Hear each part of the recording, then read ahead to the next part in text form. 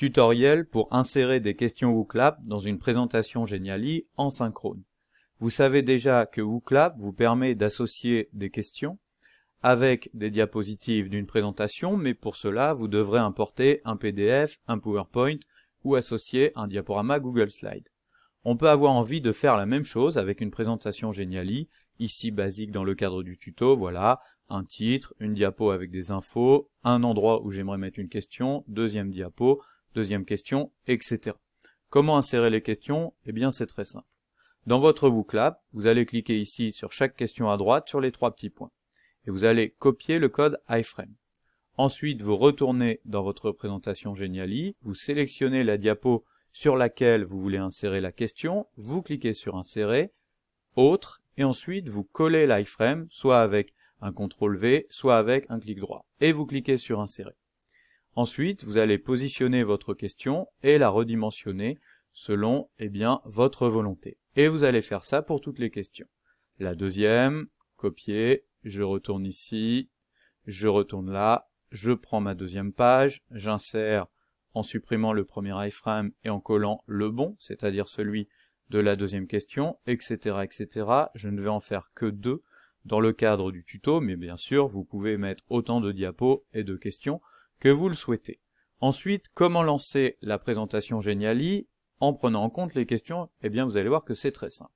Première chose, dans votre WooClap, prenez le temps d'aller dans les paramètres pour, par exemple, demander un pseudonyme. Ainsi, vous pourrez récupérer des résultats. Et ensuite, vous allez lancer votre WooClap tout simplement comme d'habitude. Vous cliquez sur Lancer et vous laissez cet écran en pause. Ensuite, tout va se faire dans la présentation Geniali. Vous cliquez sur Présenter et vous allez donc pouvoir attaquer votre présentation devant vos élèves. Présentation, vous donnez quelques explications et vous arrivez à la première question.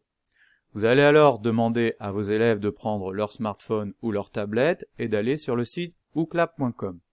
Et ensuite, vous allez activer la question, cliquez ici sur le petit i et leur demander soit de scanner le QR code, soit d'indiquer ici en haut le code. Ici par exemple GEW. GEW, Go. Voilà, l'élève se connecte, j'ai demandé une identification, donc il choisit un pseudo, c'est parti, et voilà, la première question est là. Il y répond, il valide, tous les étudiants font de même, et lorsque c'est OK, eh bien on peut afficher les résultats, et là où les bonnes réponses. On continue, diapositive de présentation, nouvelle explication, et nouvelle donc question. Pareil, on l'active, elle s'automatise directement sur l'appareil des élèves, les élèves répondent, valider, lorsque tout le monde a répondu, pareil, on affiche les résultats et les réponses, etc., etc., en allant jusqu'au bout.